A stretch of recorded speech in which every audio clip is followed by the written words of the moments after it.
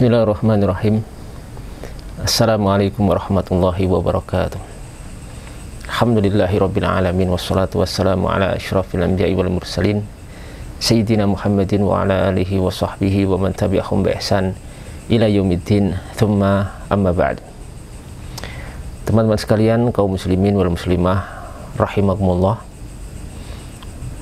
Syekh Al-Albani rahimahullahu taala rahmatan wasi'ah memiliki beberapa pendapat yang dianggap oleh para ulama yang lain sebagai pendapat yang syadz atau pendapat yang nyeleneh, yang aneh. Salah satu dari pendapat yang syadz dari beliau adalah beliau berpendapat bahwa ketika hari raya jatuh pada hari Jumat, maka seorang yang sudah sholat hari raya di pagi harinya, maka tidak wajib baginya untuk sholat Jumat dan sholat zuhur. Ya, tidak wajib Jumatan dan tidak wajib sholat zuhur. Pendapat beliau ini beliau sampaikan di salah satu kitab beliau, yang asal kitab itu adalah tanya jawab dari seseorang kepada beliau. Di situ disebutkan di silsilah Al-Huda wan Nur. Di situ agak panjang percakapannya, tapi pada intinya beliau berpendapat apa yang sudah kita sebutkan tadi, kalau seorang sudah sholat hari raya di pagi hari, maka gugur kewajiban sholat Jumat dan sholat zuhur. Beliau mengatakan, idza saqatat sholatul Jum'ati fabitali antasquta sholatul zuhri.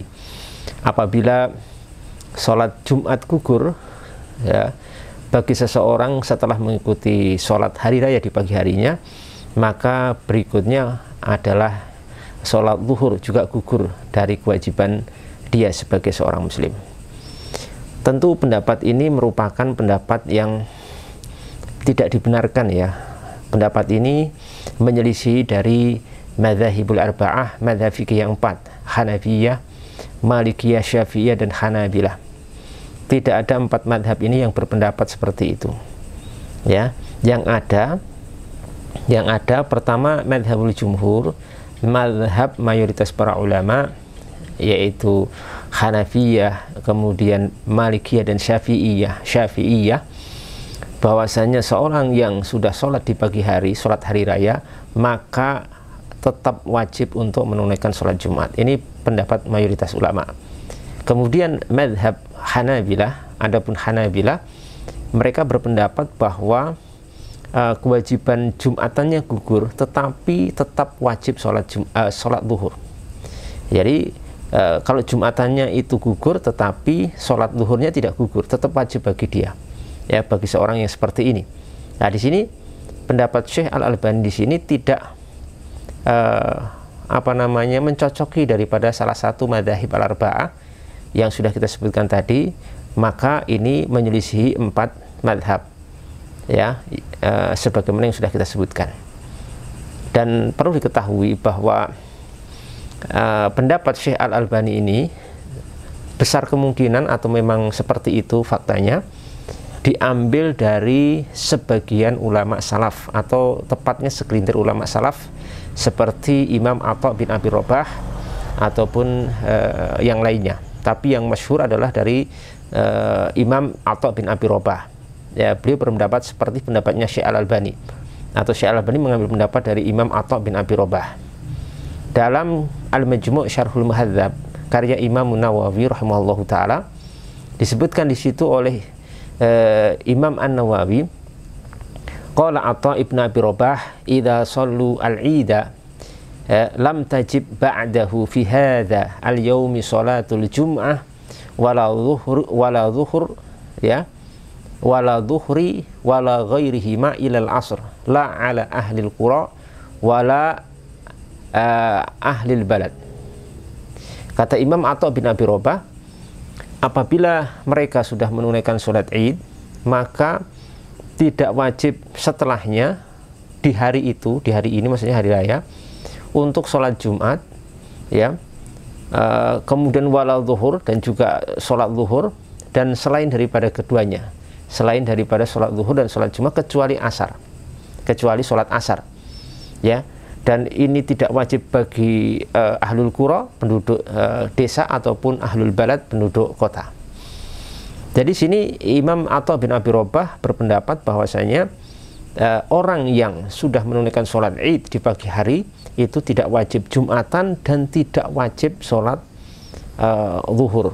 Jadi sekaligus dua di sini difatwakan oleh beliau tidak wajib untuk dilakukan setelah seorang sholat di pagi hari, sholat hari raya. Teman-teman sekalian yang dimuliakan Allah Subhanahu wa taala, pendapat ini sudah kita sebutkan tadi, pendapat yang sangat lemah sekali. Kemudian pendapat ini pendapat yang tidak dipakai, ya.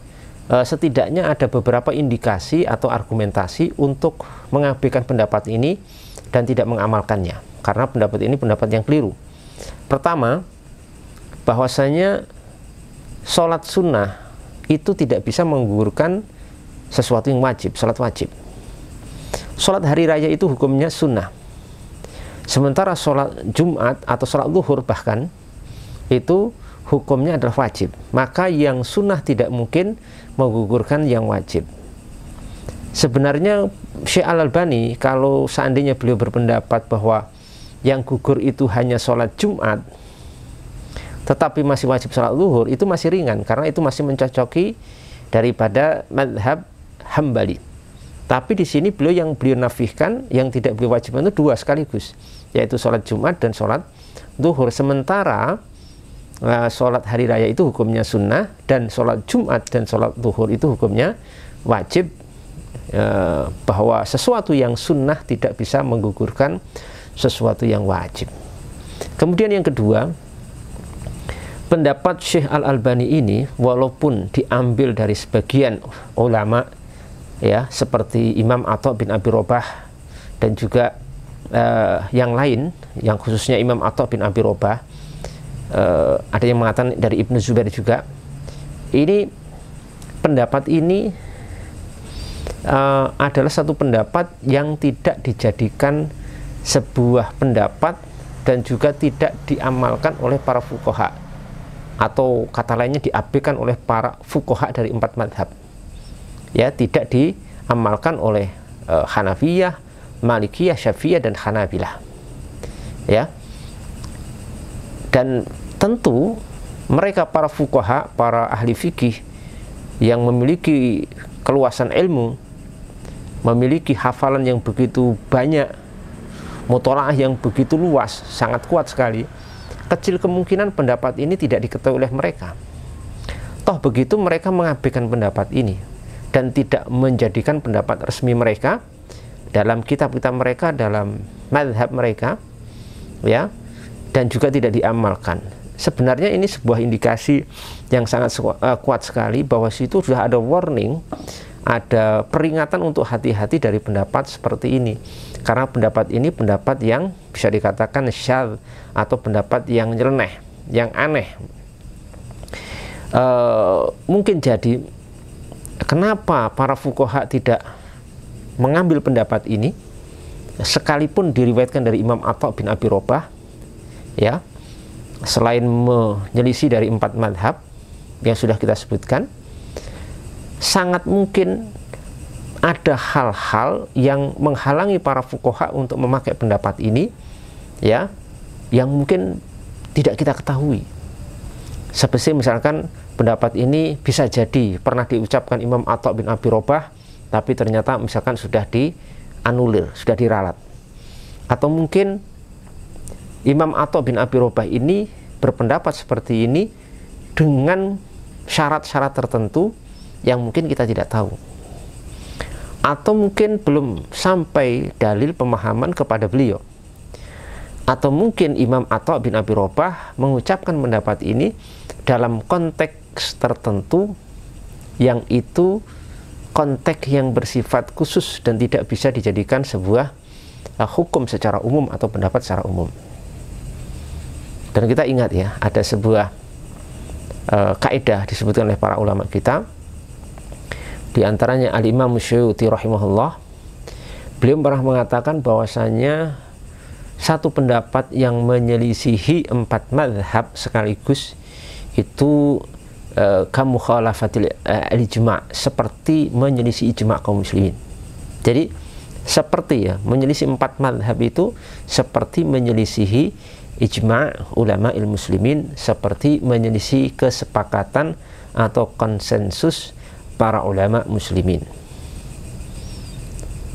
Dan pendapat ini sudah dikritik keras oleh seorang ulama, yakni Imam Ibnu Abdul Barr rahimahullah dalam At-Tamhid. Beliau mengatakan, wa qad ruwiya fi hadzal babi an Ibnu Zubair wa Ata'in qaulun munkarun angkarahu fuqahaul amsar wa lam yaqul bi ahadum minhum. Dan telah diriwayatkan dalam masalah ini, masalah yang kita bahas tadi, itu pendapat dari Ibnu Zubair dan Atha bin Abi Robah, yang merupakan pendapat qaulun mungkar, pendapat yang mungkar, bukan hanya pendapat lemah ya. Perhatikan bagaimana Imam Ibnu Abdul Barr mensifati pendapat Atha bin Abi Robah dan juga Ibnu Zubair ini dengan qaulun ya, qaulun mungkar, pendapat yang sangat mungkar, yang telah diingkari oleh fuqahaul amsar, hampir semua para ahli fikih di berbagai negeri. Dan walam yakul bihi ahadum minhum, dan tidak ada seorang pun dari mereka yang berpendapat dengan pendapat Atha bin Abi Robah dan Ibnu Zubair ini, yang gugur kewajiban sholat Jumat dan sholat zuhur, tidak sholat Jumat dan tidak sholat zuhur ketika pagi harinya sudah sholat hari raya. Ya, ini sudah indikasi yang sangat kuat sekali. Jadi kita harus sudah berhati-hati dengan seperti ini. Apalagi kalau mau ditambah ada satu pendapat ya, pencerahan dari Syekh Ibnu Taimiyah rahimahullah taala ya. Bagaimana kalau pendapat itu merupakan pendapat yang tidak pernah didahului dan tidak pernah dipakai oleh seorang pun ulama, yaitu sebagai indikasi bahwa itu pendapat yang khata', pendapat yang salah. Beliau mengatakan, wa kullu qaulin yanfaridu bihi al-mutaakhiru 'anil mutaqaddimin wa lam yasbiqhu ilaihi ahadum minhum fa innahu yakunu khata'an kama qala al-Imam Ahmad bin Hanbalin iyyaka an tatakallama fi mas'alatin wa laisa laka fiha imam, dalam Majmu' al-Fatawa jilid 21 halaman 291. Beliau mengatakan, maka setiap pendapat yang orang belakangan minal mutaakhir bersendiri dengan pendapat itu dari para ulama-ulama terdahulu, seperti pendapatnya Syekh Al-Albani di sini. Beliau bersendiri daripada para ulama, menyelisih para ulama minal mutaqaddimin, dari para ulama-ulama pendahulu, dan tidak ada seorang pun yang mendahuluinya dalam hal itu, sebagaimana keterangan daripada siapa? Imam Ibnu Abdul Barr. Tidak ada seorang pun ulama dan fuqaha yang berpendapat dengan pendapat Imam Atha bin Abi Robah dan Ibnu Zubair itu. Maka pendapat yang seperti ini fa innahu yakunu khata'an, maka pendapat ini adalah menjadi pendapat yang salah. Ya, pendapat yang keliru. Kalau sudah keliru, salah, maka tidak boleh diikuti dan tidak boleh diamalkan. Sebagaimana ucapan Imam Ahmad bin Hanbal rahimahullah ta'ala, beliau mengatakan, hati-hati kalian dari berbicara dalam satu masalah laisa laka fiha imam, dan di dalam hal itu tidak ada imam bagimu, tidak ada imam bagimu. Kita tidak punya pendahulu yang berpendapat seperti itu, yang memang kemudian pendapat itu direstui dan diamini oleh para fuqaha dan para ulama dan ahli ijtihad di zaman itu dan zaman-zaman yang setelahnya. Kemudian nomor 3, indikasi ketiga, bahwa sudah ada peringatan dari para ulama kita ketika kita mendapatkan sebuah pendapat dari seseorang dari kalangan ulama salaf, baik dari kalangan sahabat, tabi'in, tabi'ut tabi'in atau yang lainnya ya, yang mana pendapat itu pendapat yang terlihat nyeleneh atau syadz atau mukhalafah, menyelisihi 4 madhab atau menyelisih jamaahirul ulama atau bahkan mukhalafatul ijma', menyelisih ijma', maka itu kita tidak boleh serta-merta mengambil pendapat itu, apalagi mengamalkannya. Yang kita lakukan adalah kita mengabaikan pendapat itu dan kita kembali kepada apa yang sudah dirumuskan dan sudah disampaikan oleh para ulama, para fuqaha dari pendapat-pendapat yang jelas-jelas mu'tamad, yang jelas-jelas diakui keakuratannya dan keabsahannya dalam dunia Islam dan sudah direstui oleh para ahli ijtihad. Sebagai contoh begini, dalam satu permasalahan diriwayatkan dari Ibnu Abbas radhiyallahu anhu, seorang sahabi, beliau itu pernah dinukil berpendapat, katanya bagi beliau, menurut beliau itu cukup bagi seseorang untuk kurban, ya, yang penting mengalirkan darah, menyembelih walaupun dari seekor ayam betina atau angsa. Jadi Ibnu Abbas pernah dinukil berpendapat seperti itu, kurban itu sah dan sudah mencukupi kalau walaupun berupa ayam ataupun angsa. Apakah pendapat ini kemudian kita ikuti? Apakah kemudian pendapat ini diikuti, disampaikan dan diamalkan oleh para fuqaha? Yang jelas tidak.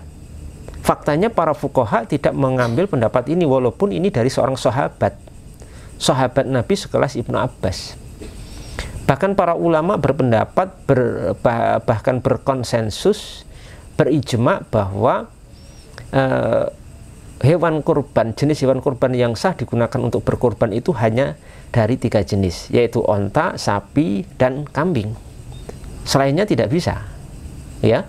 Itu sudah ada ijma. Oleh karena itu ada seorang ulama namanya Imam Asy-Syarqawi rahimahullah, dalam Hasyiah Asy-Syarqawi jilid kedua halaman 516, beliau itu mengingatkan tentang masalah ini. Contoh ini ya, disebutkan di situ, beliau mengatakan kharaja bihi ad-dajjaju wal iwazzu wa baqarul wahshi. Qala Ibnu Abbas bi ijza'id dajjaj wal iwaz wala yajuju taqliduhu ka baqiyati sahabati allati hujirat madhahibuhum li'adami dhabtiha wa naqliha lana anhum bitawatur fayahtamilu annaha masrutatun bisyurutin lam tutla' 'alaiha. Keluar dari hal ini tentang definisi kurban, hewan kurban yang sah digunakan untuk berkurban dari jenis onta, sapi, dan kambing, dikeluarkan darinya yang tidak sah, tidak boleh adalah ada ayam betina, wal iwaz angsa, dan juga bakor wash, yaitu sapi yang liar, sapi yang buas. 3 ini kata Imam Syarqawi tidak sah digunakan untuk berkurban. Kemudian beliau menukil bahwasanya Ibnu Abbas itu berpendapat akan mencukupinya kurban dengan ayam betina dan angsa. Maka kata beliau apa? Maka tidak boleh, wala yajuz, tidak boleh untuk bertaklid kepada Ibnu Abbas sebagaimana sahabat-sahabat yang lain yang mazhab mereka itu telah hujirat, telah diboikot, ya, telah ditinggalkan, tidak dipakai. Kenapa? Li'adami dhabtiha, karena tidak adanya dhabt, penelitian tentang mazhab mereka secara intens, secara teliti, dan juga tidak ada penukilan kepada kita dari mereka secara tawatur, secara mutawatir. Nah, ini nggak dipakai. Jadi jangan sampai ketika ada sebuah pendapat, dari ketemu satu pendapat dari sahabat, dari tabi'in, kemudian kita pakai, langsung kita amalkan. Nggak bisa seperti itu. Itu harus disaring, diselektif, dan harus melalui jalur para fuqaha, para ulama. Kalau seperti ini nanti, ya ini akan berbahaya sekali, karena nanti kemudian ada syariat bahwasanya berkorban itu boleh dengan juga dengan ayam ataupun dengan itik atau angsa gitu ya. Itu nggak bisa, nggak ada seperti itu.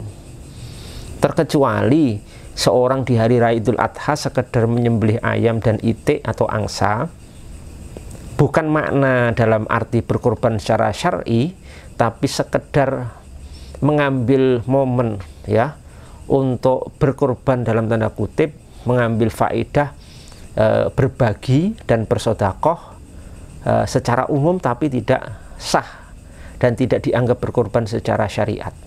Kalau seperti ini tidak ada masalah, ya.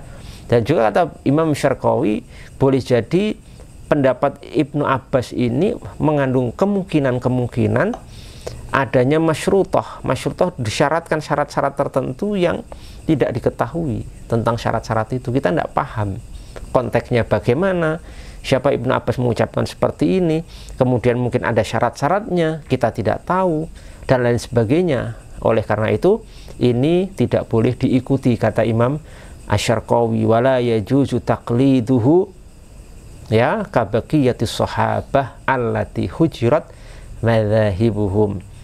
Kemudian contoh lain, sahabat Ibnu Abbas radhiyallahu anhu itu pernah punya pendapat bahwasanya mengqashar sholat 4-4 jadi 2-2 itu adalah berlaku di luar kondisi takut.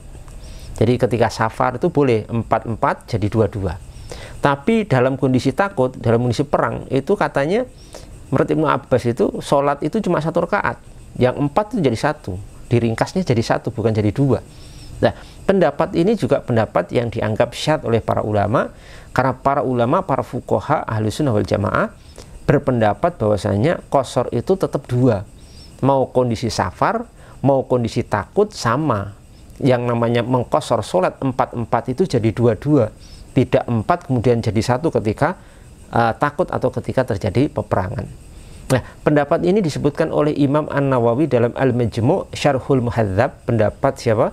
Ibnu Abbas di sini radhiyallahu ta'ala anhu di jilid keempat halaman 322.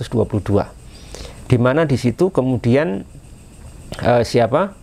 Imam An-Nawawi rahimahullahu ta'ala menjelaskan bahwasanya bolehnya qashar ketika safar di sholat zuhur dan sholat asar, sholat isya, ya, diringkas jadi 2-2 dari 4-4, ya. Kemudian untuk sholat subuh dan maghrib tidak boleh diqashar.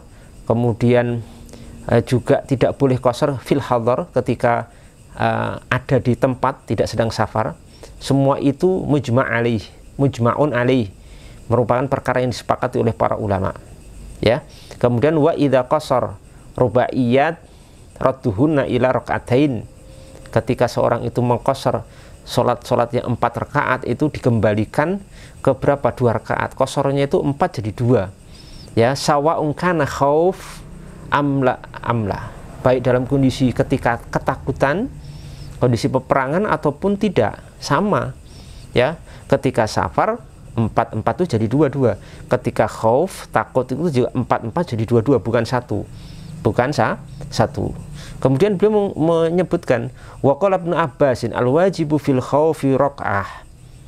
Menurut Ibnu Abbas berpendapat bahwa yang wajib ketika khauf, ketika kondisi takut atau perang itu adalah 1 rakaat saja. Dan pendapat Ibnu Abbas ini juga dihikayatkan dari Al-Imam Al-Hasan Al-Basri rahimahullahu ta'ala. Dinukil pendapat ini oleh Imam An-Nawawi rahimahullahu ta'ala. Kemudian beliau mengatakan, sedangkan madhabul jumhur, ya, wal jumhuru al-awwal, kalau pendapat mayoritas ulama itu adalah ke pendapat yang pertama tadi. Kalau 4-4 ya tetap qasharnya itu jadi 2-2, bukan jadi 1 ketika kondisi takut. Mau takut mau safar, kalau di qashar ya 4-4 itu jadi 2-2. Yang 4 rakaat jadi 2 rakaat, bukan jadi 1 ketika takut seperti pendapat Ibnu Abbas dan juga pendapat Al-Hasan Al-Basri rahimahullah. Kemudian beliau memberikan sebuah kemungkinan, ya, bahwa pendapat Ibnu Abbas itu didasarkan kepada sebuah hadis dalam Sahih Muslim yang berbunyi furidatis sholatu fil hadari arba'an wa fis safari rak'atain wa fil khaufi rak'ah. Itu, ya. Salat itu diwajibkan di hadar ketika seorang berada di tempat itu 4 rakaat. Kalau pas safar itu 2 rakaat, kalau pas takut itu 1 rakaat. Gitu. Nah, ini dalam Sahih Muslim memang redaksinya seperti itu. Tapi kemudian apa? Yang dimaksud rakaah di sini 1 rakaat ketika takut, itu yang dimaksud annal murad rakaah ma'al imam wa yanfaridu bil ukhra kama huwal masyru' fiha. Di situ maksud hadis ini ditakwil bagaimana? Maksudnya kalau ketika takut ataupun ketika perang itu sholat itu jadi 1 rakaat ya, itu maksudnya 1 rakaat bersama imam ya, kemudian disempurnakan rakaat satunya secara terpisah dari imam. Itu maksudnya begitu. Jadi sebenarnya masih 2 rakaat, cuma 1 rakaatnya bersama imam, terus kurangnya 1 rakaat itu disempurnakan sendiri, tidak bersama imam, sebagaimana yang disyariatkan dalam hal tersebut. Jadi ini penjelasan dari Imam An-Nawawi dalam Al-Majmu' Syarhul Muhadzab jilid 4 halaman 332.